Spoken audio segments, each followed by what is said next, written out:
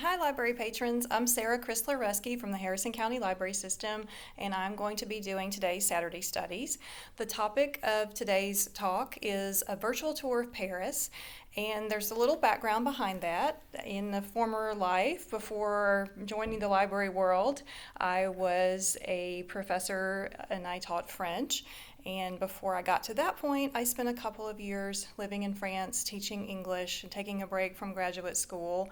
And Paris is one of my favorite cities.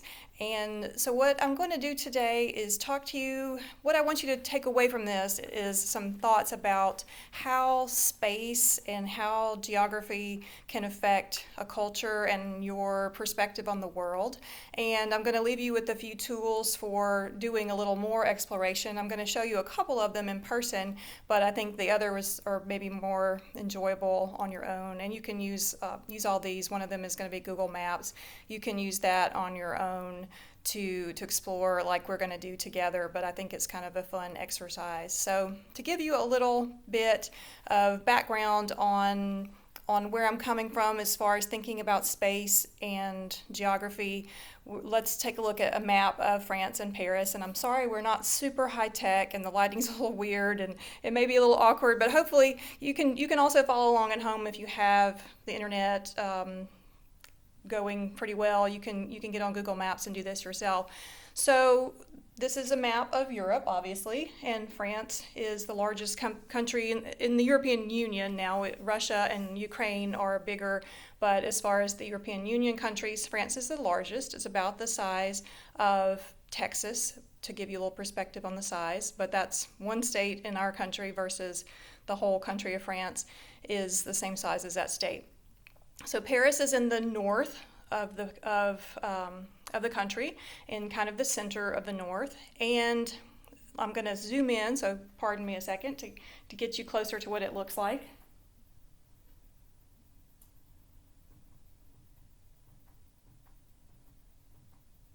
And we'll keep zooming in further as I talk a little bit about the layout and about the size of Paris. So Paris is something like 40 square miles, 40.7 square miles, and that may not mean a lot to you. It doesn't mean a lot to me, but it's not that large. For some perspective, Harrison County, well, Biloxi and Gulfport are, as far as their square miles, are bigger than Paris. So they're about 60, 62, something like that each. And so those cities alone, their total square miles are bigger than the entire city of Paris. Of course, the whole coast area, Harrison County, is about 200,000 people. I think maybe a little bit more, probably going to be a little bit more in the 2020 census. Paris is much larger. In the city proper, it's about 2.1 million people, and that would be inside of, sorry, I'm pointing to the wrong screen, but there's a boulevard that goes around the outside of the city it's called the périphérique, and like it kind of sounds like the periphery, and it's the road, the highway that rings the city. So within those walls, or not walls, but within that boundary, it's about 2 million people. So just kind of process that for a minute and think about, okay, less space than we have in Gulfport or Biloxi. We have 2 million people as opposed to, I think, Gulfport's 70,000 and Biloxi's like 40-ish. But anyway, in the whole county, we have 200,000. So we have that many more people inside this smaller area. So that's going to have a different sort of environment and perspective already, just like any big city, right? But a lot of other big cities, New York is much more spread out. Even London and most European cities are bigger. So Paris is very concentrated, very compact. I'm going to come back to that thought in just a minute, but just to give you a little perspective on the history. I'm not going to delve into all the details, but Paris has been around for a couple of thousand years, at least the 3rd century BC. There was a Celtic tribe called the Parisi, and they settled along the Seine. And the Seine, you can see, runs through I guess it really should do this, so we're doing the left and the right bank properly, but goes through the city, and of course a lot of early people settled along river routes because that's transportation and food and protection and those sorts of things. So they settled there. The Romans came along. There was a Roman settlement. The Franks came along and became the capital for Clovis in about 500 AD, and has been building on that ever since. It hasn't always been the capital of France, or sometimes it's just been the capital and the rest of France was independent. But that's another topic maybe we'll get to another day. But just that's a very big difference between an American city experience or community experience and one in France or Europe, is that this civilization, this space has been occupied by documented occupation for about 2,000 years. If you probably, I don't think many people missed last summer when Notre Dame burned. That cathedral had been around not quite 1,000 years, but it was even 1,000 years after the first settlements that we know of in the area. So, like I said, the Seine goes through the city, and you probably, if you know anything about Paris, you probably heard about right bank and left bank, or rive gauche or rive droite, and that is in relation to the river. So the river goes, and you're looking at it this way, so this is the left, and this is the right. And the left is the part where the Sorbonne was founded, and where that was that sort of environment. And the rive droite is, these days anyway, a lot of shopping and things like that. But I'm not going to focus so much on, like I said, the history of it, but we're going to talk a little bit more about space. So I mentioned around the outside of the city is this large boulevard highway that goes around, and I'm going to zoom in, just bear with me a moment, zoom in a little bit more, because I'd like you to think about how you would get around in a city like this and look at this kind of what the roads look like.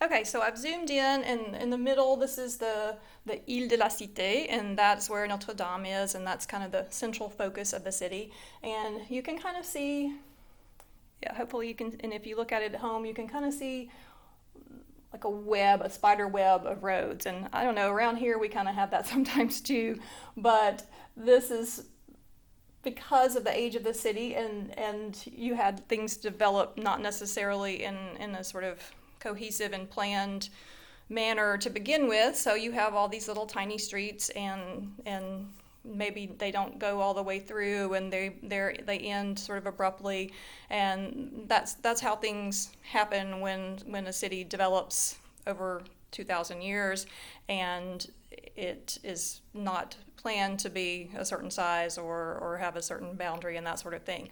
So that adds a certain aspect to getting around, like how big the roads are, how small they are, and we'll look at that in a second, like parking and things like that. However, it's important to know that over time, there was planning, of course, like there is in any urban environment, and you see some of these bigger roads, and we'll take a look at those up close later. Some of the boulevard and the larger areas. You can kind of see on the map the ones that are not these tiny streets, and those came about because of history, because of some of the revolutionary activity that went around.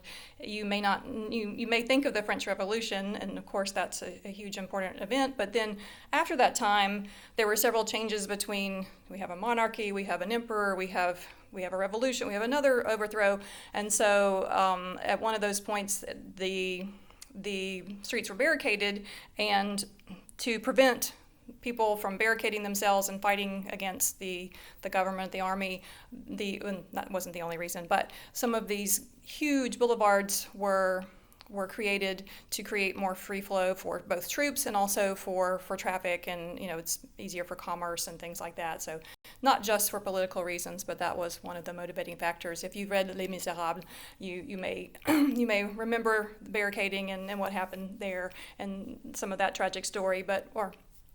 So that is another element of the layout of Paris.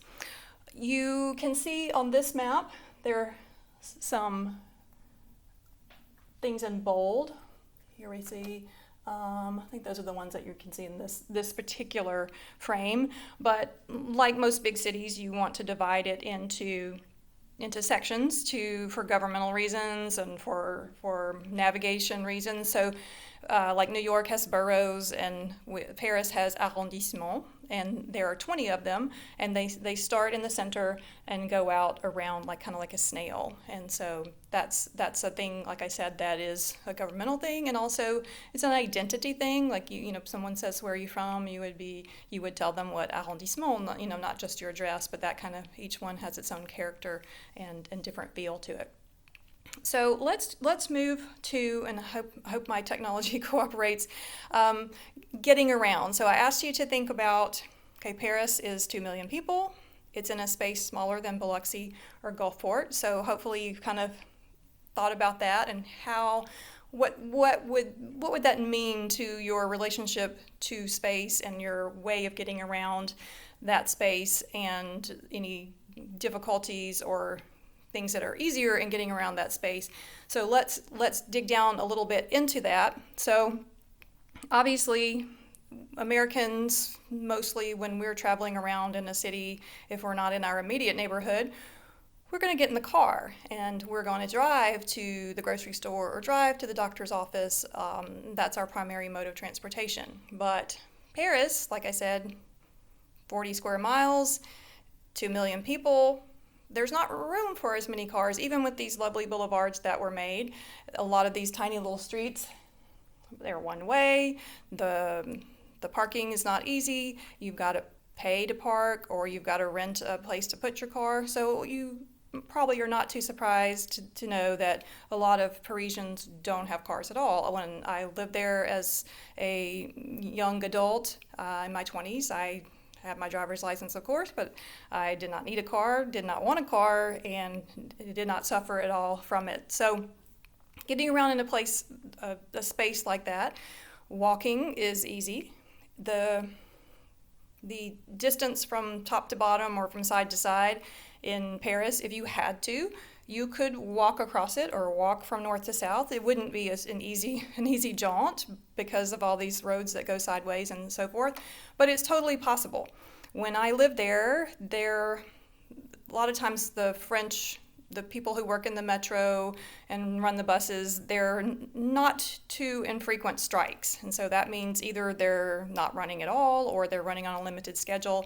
And one of the years I was teaching, they weren't running at all. So if you wanted to go anywhere, you were going to bike or walk, or if you had a car, go in a car.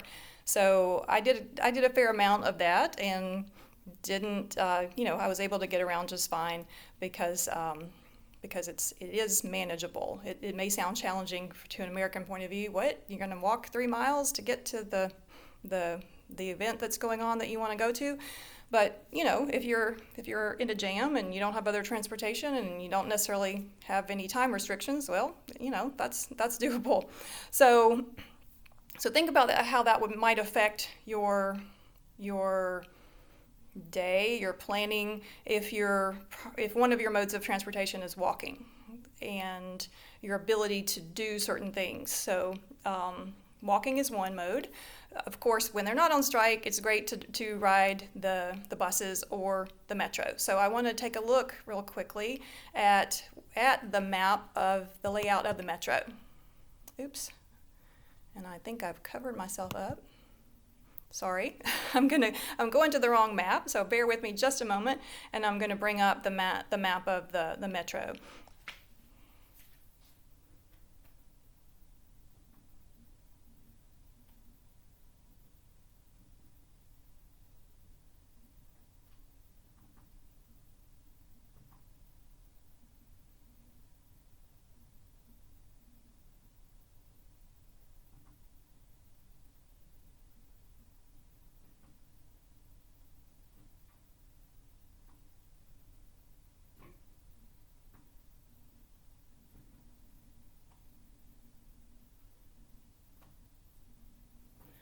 Okay, so just looking at it like this, it's a little better if you have it on your own screen, but it looks like a bunch of squiggles and a bunch of noodles and things like that. It's not exactly to scale, and it's not it's a little bit abstracted, but you can see all the different lines of the metro and what's called the RER or the RER, which are the bigger, more solid lines that go out beyond the city.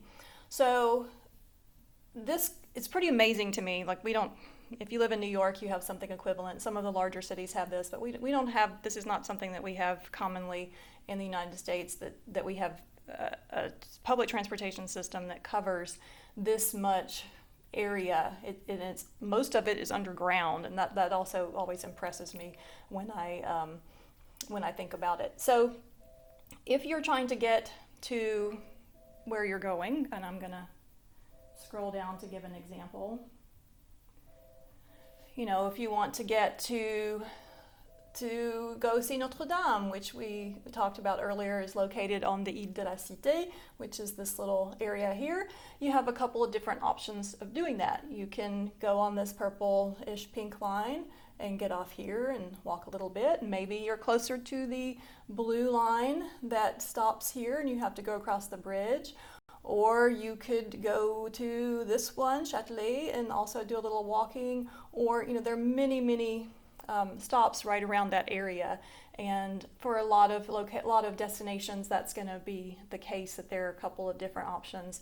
And they almost always involve walking. So you may say, okay, well, I'm close to one of these stops on this pinky purple one. How do I know what I'm doing? So each one of the metro lines has a terminus on each end, and it may be north-south or roughly east-west. So this one you can kind of trace down and see this is the southernmost point, and let me scroll up. And then the northernmost point is the Porte de Clignancourt, and so those are your two endpoints. So depending on where you're starting, when you find the metro station and you go usually down into the metro station, you're going to look for the signs that point either, if you're coming from up here, you're going to go toward the southern endpoint, and if you're coming from this side, you're going to look for the northern endpoint, and that tells you which platform, which quay you're going to wait on to get on your train and go. So that's another thing that I'd like you to think about in your reflections on space and navigating space and how that relates to a culture is, okay, you see this huge network of transportation options, and you can get all over inside the city and even beyond on that transportation. But how is that going to be different from your daily life when you're driving in your car somewhere? And there are lots of differences and pluses and minuses, but think about that, and I'll give you some reflections on that myself. One is, like we talked about with walking, you're going to do a lot of walking, and they do have some escalators and elevators and handicap access, but inevitably there's an escalator that is malfunctioning or broken or something like that, and there are lots of stairs, and that's usually the one that's broken that has the maximum number of stairs possible. And so that's something that if you're going about your daily life and using the metro, that you have to be mentally prepared for, is I might have to hike up or down 4 flights of stairs just to get to where I'm going. The other thing is that the public transportation is used by pretty much everybody. I don't know if President Macron uses it, but maybe. A lot of, it's not necessarily just people who are in disadvantaged situations. It's businessmen, women, teachers, homeless, all kinds of people are using the metro because it's the most convenient way to get around, unless you're walking or you have a chauffeur or something like that. But you're going to encounter a lot of different people in your day, some of them pleasant, some of them not. But that's a fact of life in an environment like this, in a space like this, because it's not as convenient to use your car unless you're unless you have guaranteed parking or you have a definite some sort of time limit that makes it essential that you take your car, or you're going outside the city on vacation or something like that. And even then you might want to take the train because there are so many trains that go not just inside the city but beyond and into Europe, London, everywhere else. So that is, I think, an important difference in a culture like this or a city like this, that how space excuse me, how space is going to affect your outlook or your connections to your community and to people around you. It doesn't necessarily mean you're going to socialize with them. I was told the first kind of orientation I had when I got to France was, don't smile at people in the metro or on the street or anywhere. I'm like, what? I'm from the South. We always smile and, hey, how you doing? And that's just the way it is. And they told us, you have to overcome this because it is perceived as you are hitting on someone if you are smiling at them, and you're going to invite a lot of unwanted conversations. So I learn to have the city face, and this is not necessarily unique to France, but a lot of big cities, if you look too friendly, you're going to have strange strangers coming up to you and making conversation, and you may or may not want that. Sometimes it's entertaining, but that's something a little different. When you're in your car, you're pretty safe from that, unless you got your window down, and you're not going to be exposed to the outside world as much. So another point to kind of keep in mind.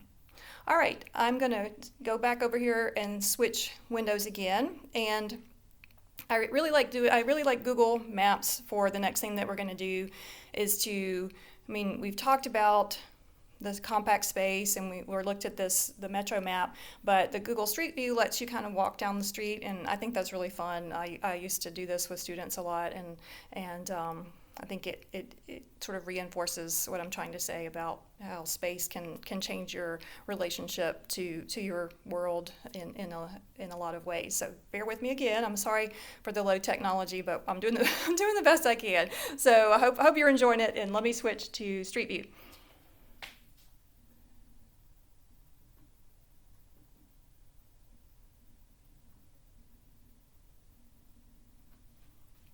Okay, I'm going to have to go back and forth a couple of times here. This is on in the 6e arrondissement. The address is 1 Rue de Tournon, and this is where I had an apartment one of the years I was in France. That's why I picked it, so you could I kind of know the area. It's south of the river. It's on the Rive Gauche, and it's on a street that leads up to the Jardin de Luxembourg, which is a lovely park. It's a garden. It's really more of a park, but in Paris, and that's another spatial element that is not just unique to Paris. In our cities too, we have parks and public spaces for everyone to enjoy and get out in the air and sit on the grass. Well, sometimes you can't sit on.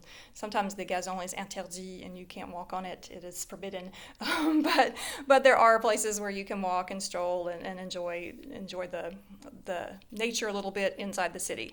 So this was a fairly big street. It's a 2-lane street, and it just gives you kind of an idea of a typical street in the older part of Paris. It doesn't have a lot of modern buildings, and so I'm just gonna take a little stroll down it. And as you're looking at it, again, my suggestion is to think about, okay, how are these buildings different from the buildings that I encounter in my daily activities, and how would that be different for me mentally, and also in connecting with others.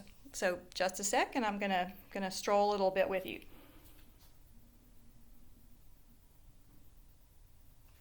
So that's the long view down the street. Like I said, it's a 2-lane street, so fairly big for Paris anyway. I'm gonna turn around. Nice shop. Let me see if I can scooch a little bit. Oops, wrong way. I'm gonna go right here. I'm gonna turn towards backwards. towards the building. Sorry, I hope I'm not making you dizzy. Trying to get the outside view. That gives you a little bit. Okay, so you notice, obviously, along the first floor, there are not apartments, but there are shops, and that's typical. The first floor, it's not called the first floor, though in most European countries it's called the ground floor or the rez-de-chaussée. This is the first floor. So this ground floor is full of shops and very busy, active area. This is the big door that you go into, and I think in a lot of these buildings, this building was, I think, the 18th century is what the landlord told me. That was where the carriage came in and the horses came in, and because there's usually a courtyard, and there's usually you either have a key or you have some kind of way of getting inside and going up the stairs. So this is the ground floor, first floor, second floor, and so forth. So my apartment, I was trying to pull it down so I could see, but I'm not going to spend too much time doing that. So mine was on the American third floor, or the American fourth floor, or the French troisième étage, so the third floor. And how do I get up there? There's no elevator, so you get to tromp up the stairs, and this isn't true of all buildings. The first apartment I lived in Paris, I was very lucky, and I was teaching in a high school, and one of the other teachers had an apartment, and I'm going to show you that neighborhood in a minute, that was a very nice apartment that had an elevator, because it was I believe it was on the 5th floor, so I didn't have to take the stairs unless I wanted to. But this building, apartments on the 4th floor, no elevator, that's going to affect your life, right? So I can't show you. I wish I could show you the inside, because the apartment I had was fairly typical for a person of the type that I was at that point, a student in graduate school. I didn't have a real job. I taught, but it was part-time, so I didn't have a lot of money. And my apartment was 9 meters squared, so you can do the math and kind of figure out what size that is. My current office is probably bigger than my apartment was. So I had a twin bed, I had a little dresser in the corner, I had a little cupboard kind of closet thing, I had a desk that would fold down and fold up, and I had those dorm fridge things. That was my refrigerator. I had a little hot plate that had 2 eyes on it for cooking, and the sink was kind of like a bar sink, that you have if you have a house that has that amenity. It's not a full-size sink, and so that's going to affect your life. Not that all Parisians have little sort of student quarters kind of thing, but it's not that uncommon to have a studio apartment where your bed is in the living space, and maybe it's like a futon. They call it a clic-clac that folds down, and you have a couch, and then it's your bed in the evening. And if you live in New York, there are a lot of tiny apartments like that, but that is definitely going to affect your life in a lot of ways, right? So you're going to not have as much stuff for one thing. You can't have giant pots and pans. You can't have 500 pair of shoes, which these days I'd have a hard time, but back then I was okay with not having a big stash of that, nowhere to put it. I had a bathroom in my apartment, which not always the case, mostly these days, but sometimes in the really small 6th floor or 7th floor apartments, you have one down the hall. So I had a little shower that's a little bit bigger than I was, had a little toilet, little cabinet sink thing, and that's it. So you don't have a bunch of junk in your bathroom either. You don't have a lot of clutter. Well, you can still create clutter, but you don't tend to accumulate as many things when you don't have as much space to store it. What do you think about the kitchen area? How's that going to work? Because that's something that's pretty different. So I already mentioned it's on the 4th floor as far as we're concerned in U.S. stories. You don't want to haul a bunch of groceries up 4 floors if you're doing it in your hands, after you've walked to the grocery store, because you're probably going to walk there, you don't have your car. So tends to be a more frequent activity going to the boulangerie, because the bread, it's better fresh anyway, so you're going to go there every day or two. You're going to get smaller things, like I try to avoid soda and Coke these days, but you get maybe a I guess it's 2 liters now, or I can't remember now, but those real skinny ones, a little bit bigger than the ones at the gas station, but like that. You get something that size, things are going to come in smaller quantities, so because you aren't going to want to haul them up the stairs all at once. So you go more frequently, and because you also, if you have a college dorm size fridge, you don't have as much room to keep them either. So that's definitely going to affect your daily habits. But since you're walking there, a lot of the shopping tends to be close by. So let's see if I can. There used to be. It's not. I don't see it anymore, or I can't get it to zoom in. But there used to be a bakery right here, and so this is my door, and this is the bakery. So pretty convenient. Didn't take me very long. And if I kept going this way, a couple of blocks on the other side, there was a grocery store, and I think it's probably still there. A chain grocery store, but again, they're not going to be as big as our Walmart or Rouse's or our local stores. They're not as spread out. They tend to be kind of smushed together. If you've ever been to a big American city and been to like a Target or something there, they have to squeeze it in a lot more. But again, you're going to navigate that more frequently and more frugally maybe than we would when you have a whole big trunk to put all your stuff in. So another kind of thing to think about is how that affects your habits and your outlook on things.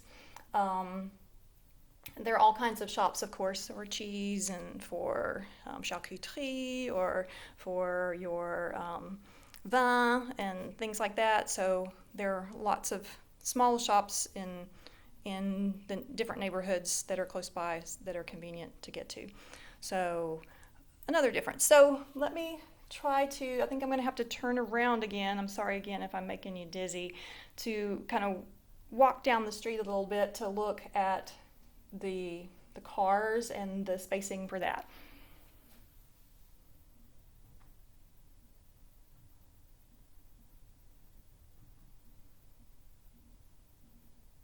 So like I mentioned, it's a 2-lane street, but it's not a super big 2-lane street, and there is parking on both sides. And you can kind of see the cars. I think the cars have gotten larger in later years. That's kind of a fashion that's not just American, but I think if you look at most of them, that one's not too giant. There's some vans; those are like delivery kind of vehicles, but that's an example of a pretty small car. This one, I don't know, that looks like that's a Renault or some type of pretty tiny car.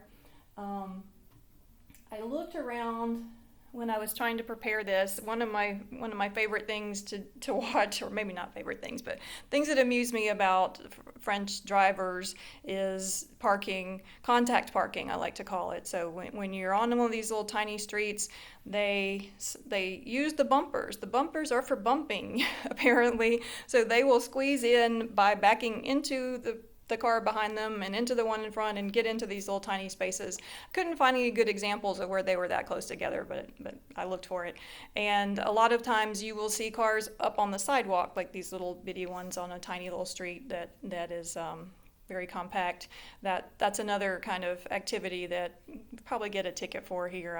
I've never seen anybody with one parked like that there, but just another difference. You'd probably get shouted at or worse if you parked like that in any place I know of.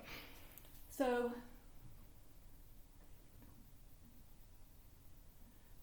again, just looking at the street, and like I said, this is a bigger street. I'm going to switch now to one of the actual boulevards to kind of give you a different view of the space, and then like a smaller street so you can kind of compare and see how that is.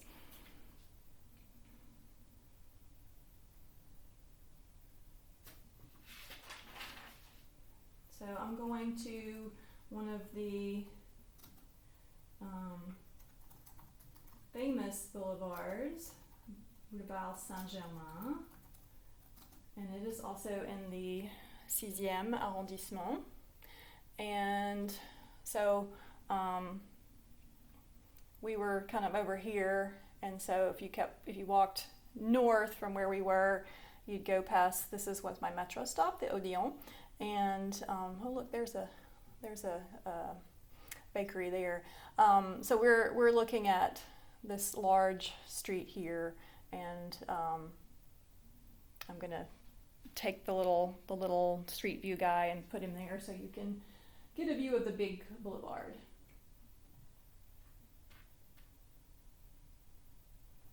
Sorry. He is. My touchpad is a little too sensitive. Okay, so that's kind of in the middle of the intersection of the boulevard and the Rue de Seine, which is on the other side of where we were looking up a little while ago. So let's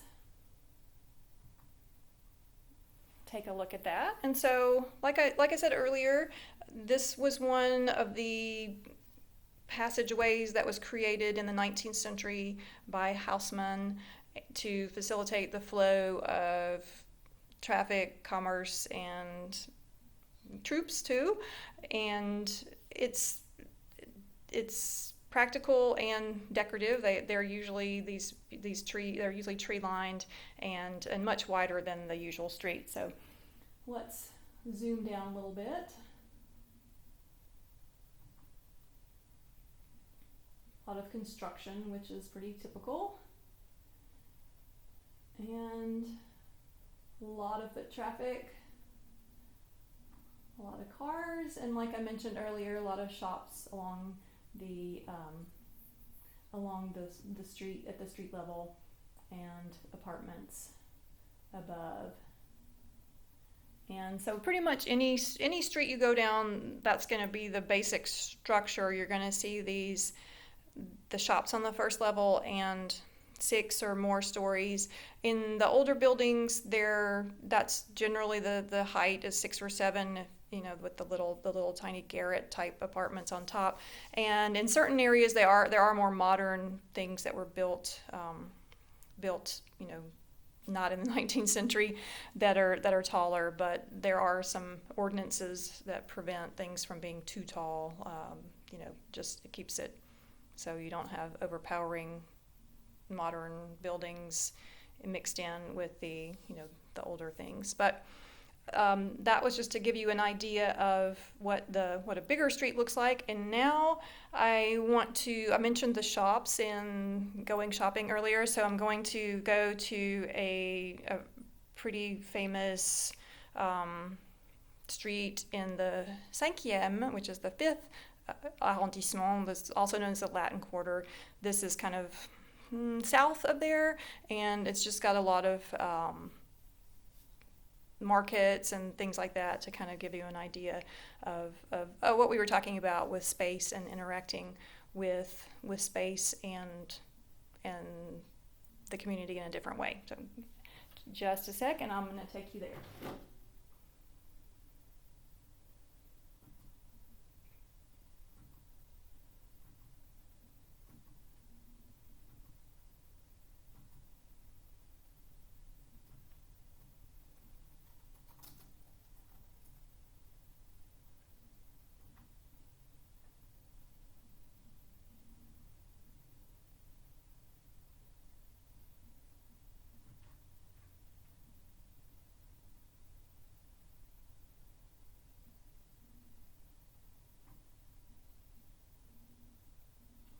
We landed right in front of a pâtisserie, which it's kind of nice. You can see the see in the shop and see the pain au chocolat and all that sort of thing. And I'm going to browse around in the area so you can see things. But one other thing that you probably think of when you think of Paris, and you can see in all these in these street view views, is the public, well, not the public space, the cafe space or bakery space, anywhere that there's a shop or something that has outdoor seating. That's obviously a very common part of French life and European life in general that we have some of, but maybe not quite as much as they do. So here's a good example of where you might go buy your fruits and vegetables. There are going to be a lot of these around in any neighborhood where you've got your produce, and this one looks like it, I can't see inside, but it looks like they specialize in fruits, and that's not too uncommon either. That's what their main focus is, and looks delicious. I'm getting hungry looking at that. Let's turn it a little bit.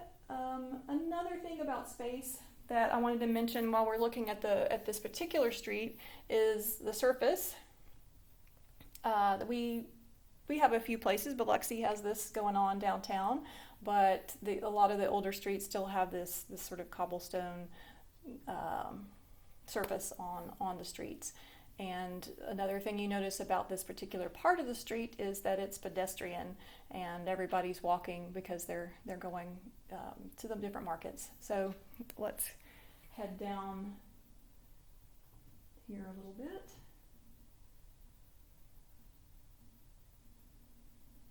Oops, I missed. It's a papeterie, but another cafe. And sadly, it looks like the fromagerie is closed, so we can't buy cheese today.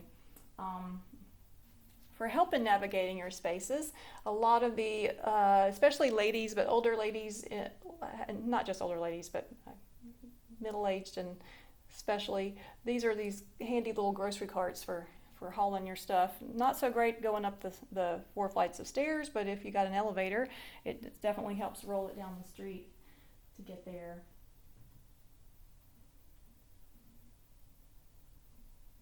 Oops, sorry, I'm going the wrong way again.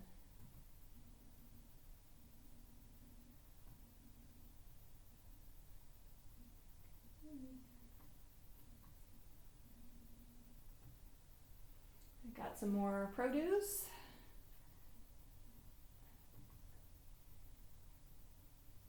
And this part's a little dead, but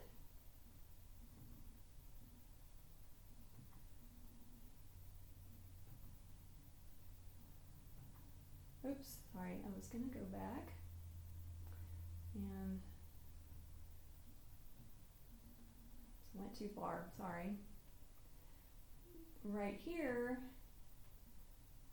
it's behind the truck. That building, the Franprix, is a French grocery store, and that looks, it's a little weird for us. It doesn't look very big.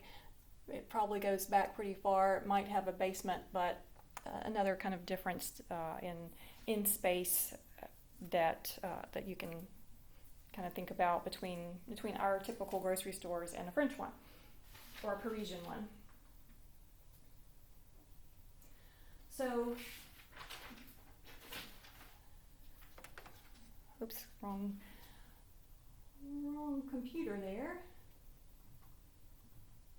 I'm going to go back down the street if it lets me. Oops.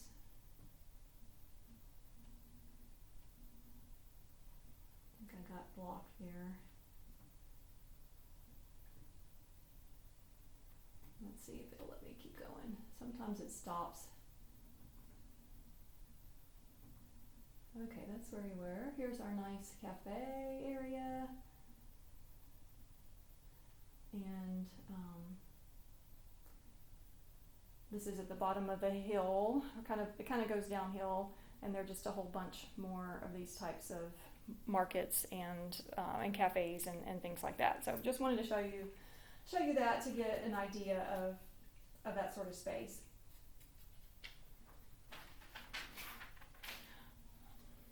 All right, so I'm going to wind this up and leave you, and I'm going to post this in the comments as well as, so I've just kind of covered the basics and the exterior spaces and thinking about how navigating in that is different, how living in that is a little different from what we experience.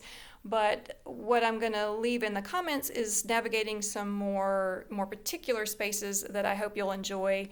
I have put, there's a tour of the Louvre Museum and of the Sainte-Chapelle, which is a beautiful Gothic cathedral that is mostly glass, and it's gorgeous.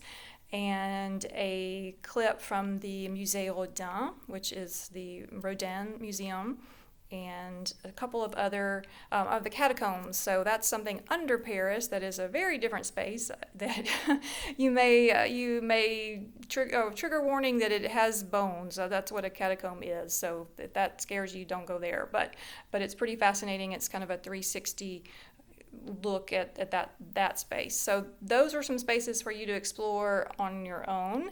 And if you enjoy kind of strolling through Paris, just get on Google Maps and zoom in and pick a spot to look at and walk down the street.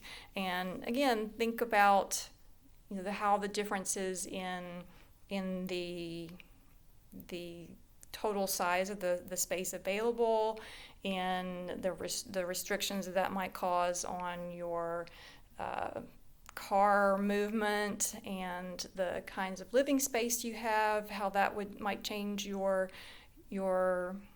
attitude towards things, and how being out and about in like public transportation, but also in the market area, and when you're buying your supplies for the day or a couple of days frequently, how that might change your relationship, not just to space, but to other people in your community. And I hope that you will ponder that, and you will enjoy thinking about that and how that's different in good and bad ways for us and for someone living in that urban environment. And if you have comments or questions, please post them underneath the video. And I'm gonna